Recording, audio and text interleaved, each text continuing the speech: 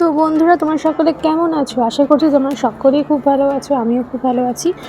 তো এখন আমি যাচ্ছি বাজারে গোপুসোনা রাধারানীর জন্য আপেল আর রসগোল্লা আনতে। তো চলো ভিডিওটাকে এখান থেকে শুরু করছি। বাজার যাওয়ার টাইমে লালু আমার দিকে তাকিয়েছিল আর আমি ওকে দেখছিলাম, ঠিক আছে। তো ও দেখছি শুয়ে আছে।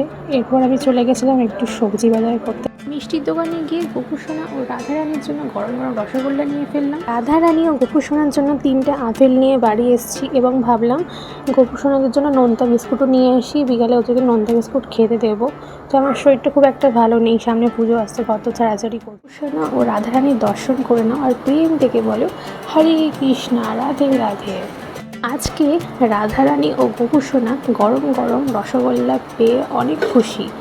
এখন ওরা ভাবছে যে দিদিভাই আমাকে কখন খাইয়ে দেবে, না শুধু ভিডিওই করে যাবে।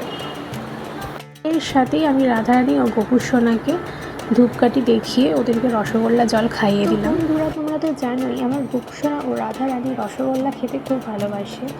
তো আজকে ভিডিওটাকে আমি এখানে শেষ করছি, ভিডিওটাকে বেশি বড় করব না। তোমাদের যদি আমার ইউটিউব চ্যানেলে আরও শর্ট মিনি ব্লগস ভিডিও দেখতে হয়, অতি অবশ্যই আমার চ্যানেলটিকে সাবস্ক্রাইব করো, ভিডিওটাকে লাইক করো।